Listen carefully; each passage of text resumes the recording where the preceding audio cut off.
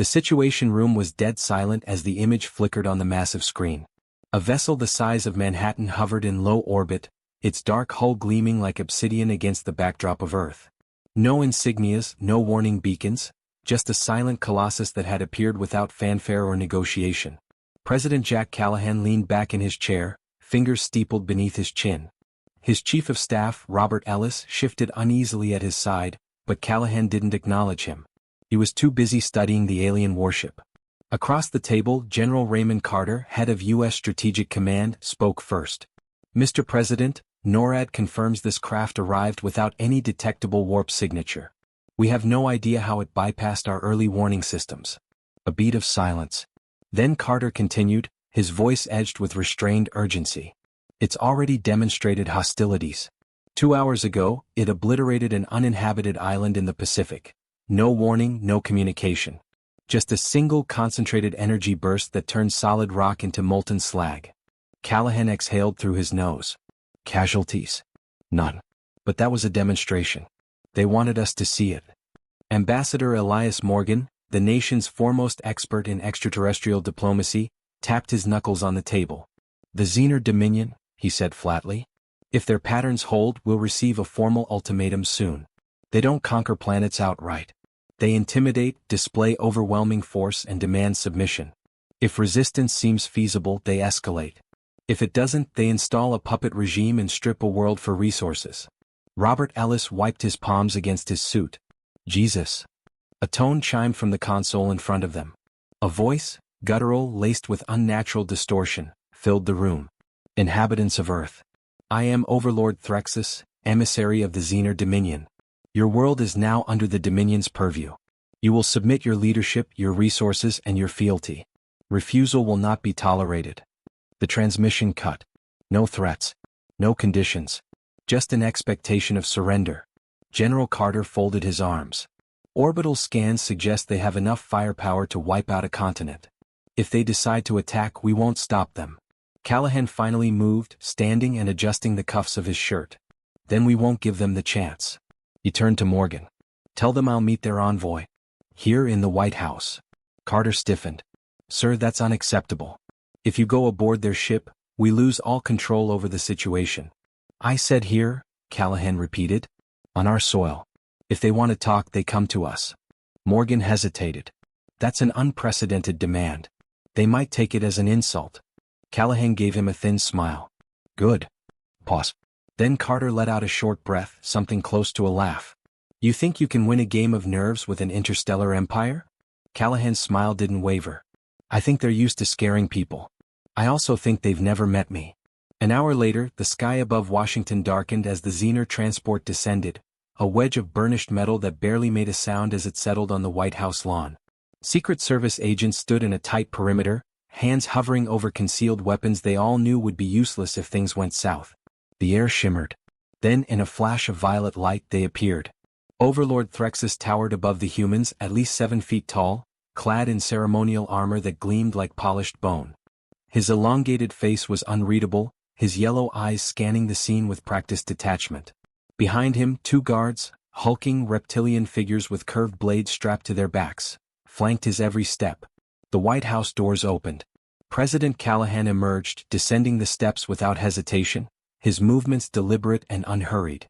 No security detail followed him. Just a man in a suit walking toward an entity that had erased entire civilizations. They met at the center of the lawn, feet apart.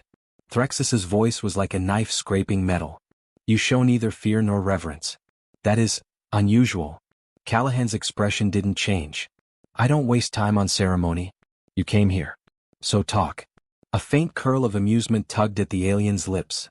Very well, human. The Dominion has little interest in prolonged conflict. Surrender now, and your kind will be allowed to live under our rule. Callahan raised an eyebrow. And if I refuse? Threxus tilted his head. Then you will serve as an example. A gust of wind rolled across the lawn. Somewhere beyond the perimeter, a distant siren wailed. Callahan exhaled, then glanced past Threxus toward his looming warship in the sky. You know what I think? I think you've gotten comfortable. You show up, give your little speech, watch the weaker species fall to their knees, and then you take what you want. He met the alien's gaze again, steel behind his eyes. But you made a mistake. Threxus's expression barely shifted. Oh. Callahan stepped closer, his voice quiet but firm. You gave me time to think. He nodded toward the sky. You're not invincible. If you were, you'd have already flattened a city instead of posturing. That means you have limitations. And if you have limitations, we can find them. Threxus regarded him for a long moment. Bold words for a species on the verge of extinction. Callahan smirked. Then why are you still talking? A flicker of something crossed the Overlord's expression. Annoyance? Curiosity? He turned slightly, glancing toward his guards. Then with an exhale he straightened. We will speak further, Threxus said. Inside. Callahan nodded once, then gestured toward the White House doors. The president led the way and the Conqueror followed. The door shut behind them with a muffled thud. The room was silent except for the faint hum of hidden security systems embedded within the walls.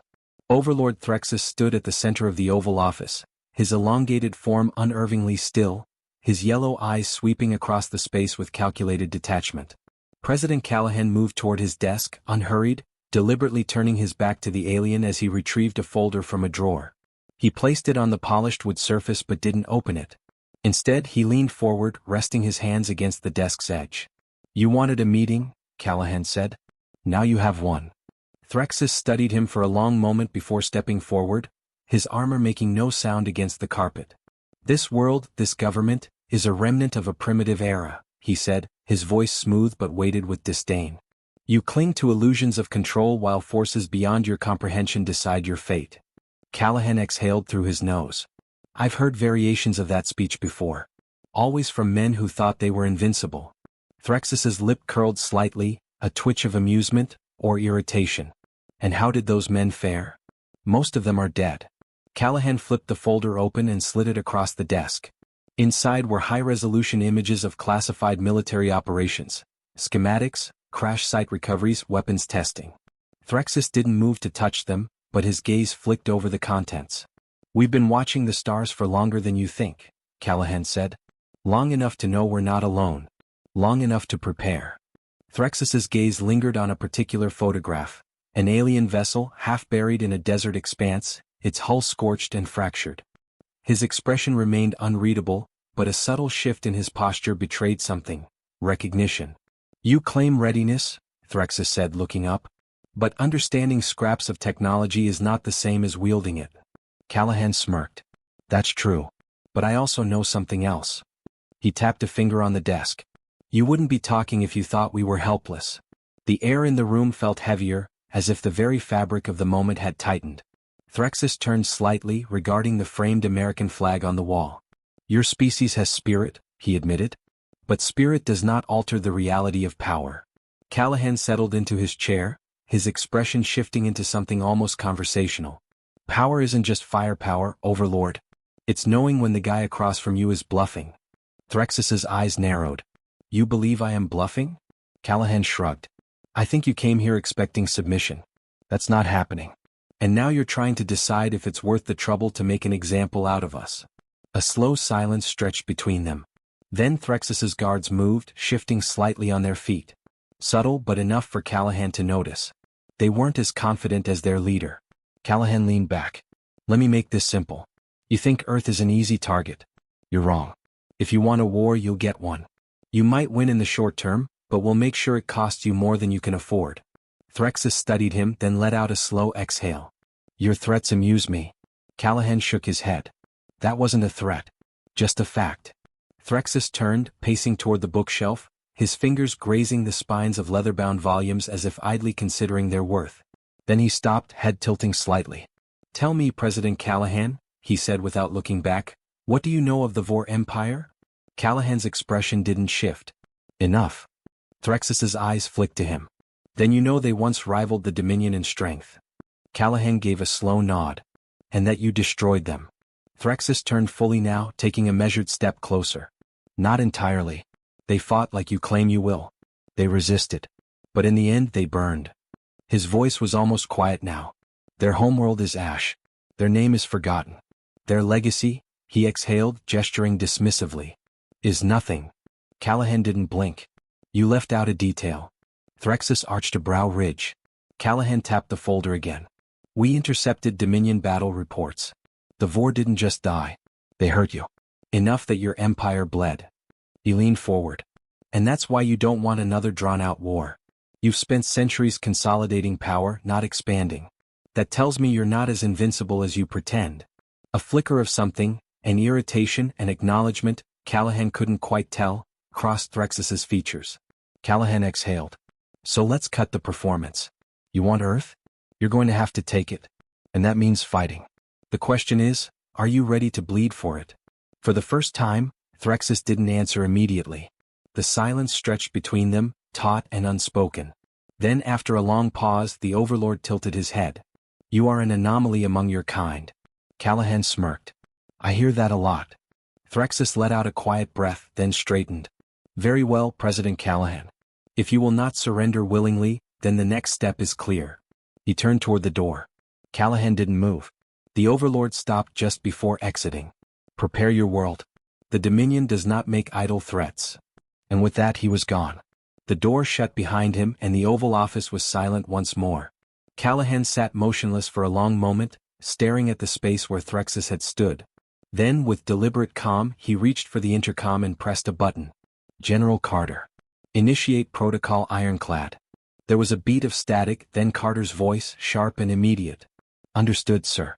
We'll be ready. Callahan exhaled, eyes still fixed on the closed door. They wanted a war? Fine. They get one. The night sky over Washington, D.C., was clear, save for the massive Xenar warship that loomed overhead like a second moon. It was silent now, but everyone knew that silence wouldn't last. In the underground command center beneath the Pentagon, President Callahan stood before the main operations display, watching a real-time feed of Earth's defense networks. Around him, military strategists, intelligence officers, and high-ranking officials worked in tense coordination, their voices low but urgent. General Carter stood at his side, arms crossed. We've gone to full blackout, sir. No radio transmissions, no visible power signatures. From their vantage point, it should look like we're cowering. Callahan nodded. Let's hope they take the bait. Across the room, a technician called out, incoming transmission from the Xenar fleet. Put it through, Callahan said. Threxus's voice filled the room, calm, confident. Your defiance is meaningless, President. I offered you the Dominion's mercy. You rejected it. Now you will face the consequences. Callahan glanced at Carter. They making their move? Carter's eyes flicked to the screen. Scanning. Yes. Fleet's repositioning. Main vessel is descending to low atmosphere. They think we're too stunned to react. Callahan smiled faintly. Good. Threxus continued, his voice laced with amusement. We will begin with a demonstration. You may wish to watch. Callahan turned back to the display as a crimson energy signature bloomed at the underbelly of the Xenar flagship. Targeting calculations appeared on the screen. Their first strike wouldn't be against a military base or a government facility, it was aimed at New York City. Now, Callahan said. General Carter didn't hesitate. Initiate eclipse. The sky above Earth erupted. Hidden within the atmosphere, a network of orbital platforms came online, each one concealed behind stealth technology derived from salvaged alien wreckage. Their activation sent electromagnetic pulses rippling through the stratosphere, disrupting the Xenar ship's targeting systems in an instant. Before the aliens could compensate, Earth's counterstrike began. Experimental railgun batteries, mounted on satellites and ground-based installations, fired in unison, hurling tungsten projectiles at speeds that turned them into miniature meteors. The Xenar shields absorbed the first impacts, but the sustained barrage was relentless, overwhelming their defenses faster than their systems could recalibrate. The command center's screens lit up with data. Direct hits on primary hull plating. Their weapons grid is failing. Their scrambling defenses. Callahan watched as the flagship wavered in the sky, its position destabilizing. Sparks of blue fire flickered across its surface where its shielding failed, and then for the first time the warship lurched. Threxus's voice returned, no longer amused. This is unexpected. Callahan folded his arms. Is it? There was a pause. Then for the first time, Threxus's tone cooled into something harder. You believe a few tricks will save you? You underestimate the Dominion. Callahan tilted his head. That's the thing, Overlord. I don't underestimate anyone. Least of all my own people. On screen, the Xenar fleet adjusted tactics. Smaller attack vessels detached from the flagship, moving into formation. Plasma lances ignited, streaking toward Earth's defenses. Some installations went dark. A few satellites shattered. The counterattack had come. Phase 2, Callahan said. Across the Pacific, submerged beneath the waves, experimental strike craft powered up. Sleek and angular, they were unlike anything that had flown before, human engineering fused with recovered alien tech. The moment the signal was given, they broke the surface, launching toward the enemy fleet in synchronized formations. Unlike Earth's traditional aircraft, these weren't bound by gravity. They moved like predators in open space, weaving through the battle with impossible agility. The Xenar had expected fear. They had expected submission. What they got was a fight. Inside the command center, General Carter exhaled. They didn't see this coming. Callahan nodded but didn't look away from the screen. That's because they assumed they were the only ones with the element of surprise. The battle above raged. Xenar vessels tried to regroup, but their formations were broken, their communications scrambled by electronic warfare pulses. Their flagship, once a symbol of invulnerability, was now a target, its shields flickering under constant assault. Then the real blow came. A single strike craft, piloted remotely from a classified base in Nevada, broke through the flagship's weakened perimeter. In the span of seconds, it latched onto the warship's hull and delivered a payload deep inside, one designed to disrupt energy flow at a molecular level. The detonation was not fiery or explosive. It was silent, a sudden burst of cascading failures that spread like wildfire through the Xenar ship's core systems. Lights flickered. Shields collapsed. And then, slowly, impossibly, the massive warship began to tilt. Inside the command center, a technician spoke in stunned disbelief. They're falling back. On screen, the Xenar fleet disengaged, breaking formation as they retreated from the engagement. Their wounded flagship turned, engines flickering erratically. Threxus's voice returned. No arrogance now. Just quiet calculation. I misjudged you. Callahan allowed himself a small smile. You did. Another pause. Then Threxus spoke again, voice measured. This will not be the last time we speak. Callahan's tone remained steady. I'm counting on it. The transmission ended. The Xenar warships vanished into the depths of space, leaving only the damaged remains of their failed conquest behind. For the first time since the encounter began, the room let out a collective breath. General Carter turned to Callahan. Well, Mr. President? Callahan exhaled, rolling his shoulders before straightening. Let's get to work. This was just the beginning. The silence in the White House Situation Room was thick, broken only by the low hum of monitors displaying the wreckage in Earth's orbit. The Xenar fleet was gone, their flagship limping into the void, but the tension in the air refused to fade. President Callahan stood at the center of the room, his hands resting on the table, knuckles faintly pressing into the polished surface. Around him, his top advisors and military brass watched the screens as if expecting the enemy to turn around at any moment. General Carter was the first to speak. We hurt them. His voice was quiet but firm. Badly. Ambassador Morgan, who had remained silent through most of the battle, exhaled sharply. Badly isn't enough. The Dominion doesn't just retreat. They regroup. Callahan didn't look away from the screen. The image of the Xenar flagship, its once flawless hull scorched and fractured, lingered like an unfinished sentence. They wanted to break us with fear, he said. That failed. Now they'll come back with anger. Carter's jaw tightened. We'll be ready. A technician's voice cut through the room. Sir, deep space sensors are picking up residual Xenar transmissions. Their fleet is broadcasting a system-wide distress call. Morgan turned sharply. They're calling for reinforcements. Callahan remained still. No, he said. Not reinforcements. Judgment. All eyes turned to him. Morgan frowned. You think they'll come back to wipe us out? Callahan exhaled. Not immediately.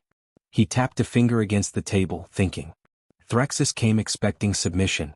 He got defiance instead. And more than that, he saw something he didn't anticipate. Carter folded his arms. That we can fight? Callahan's eyes narrowed. That we can win. A heavy silence followed. It was one thing to have survived. It was another to have planted doubt in the mind of an empire that had never known defeat. Morgan ran a hand over his face. If they decide Earth is a problem worth solving, they could send an armada big enough to burn this planet to dust. Callahan nodded. They could. His gaze moved back to the screen, watching the last traces of the Xenar fleet vanish into the void. But that's not their way. Not immediately. He turned to Morgan. What happens when a conqueror finds something they don't understand? Morgan hesitated, then answered, they study it. Carter exhaled. So what? You think they'll hesitate because they don't know what else we're capable of? Callahan met his gaze. They don't know the full extent of our technology. They don't know what else we've recovered, what else we've built. And most importantly, they don't know what we're willing to do. A tension hung in the air, an unspoken understanding that their survival had shifted the playing field. The Xenar had been forced to acknowledge Earth as more than an insignificant species to be conquered in a single strike. Morgan looked unconvinced. So what now? We wait? Hope they're too afraid to come back. Callahan's voice was quiet, but it carried across the room. No, he straightened, his posture sharpening with purpose. We prepare. Carter's expression hardened with approval. You have something in mind, sir? Callahan nodded. We need to move faster. Bring the other nations in. Share only what's necessary but enough to unify them. No more secrets between us and the rest of the world's governments. We pool our resources, we expand our defense capabilities, and we stop thinking like isolated nations. He gestured toward the screen. Today we fought as Earth. Not as America, not as factions, but as one planet. That's the only way we survive what comes next. Morgan still looked uneasy. If they do come back in full force. Callahan cut him off. Then we make sure they regret it. Another silence. Then Carter gave a sharp nod. I'll start drawing up plans for a planetary defense coalition. Callahan turned toward him. Good. But we don't just defend. We prepare for something more. Carter frowned. You're thinking counteroffensive. Callahan didn't blink. I'm thinking deterrence. If the Dominion considers us a minor threat, they'll crush us. But if they think we can strike back, if they think we can reach them, they'll hesitate. Morgan shook his head. You want to take the fight to them? Callahan's voice was steel. I want them to know we can. Carter smiled slightly. I'd pay good money to see Threxus's face if he thought Earth had a fleet capable of hitting back. Callahan exhaled. Then let's make that a reality. A moment later the technician spoke again. Sir, we're detecting residual Xenar signals in deep orbit. Small, fragmented. Almost like... He trailed off. Callahan turned. Like what? The technician's fingers moved quickly over the console. Then he hesitated. Like a probe. A slow hush fell over the room. Morgan's voice was quiet. They left something behind. Carter exhaled. They're watching us. Callahan stared at the screen for a long moment. Then with slow certainty he said, Good. A long pause. Then without looking away he pressed the intercom. Give me a direct line to the Joint Chiefs. And wake up our engineers. We're going to need bigger ships. The battle was over. But the war had just begun.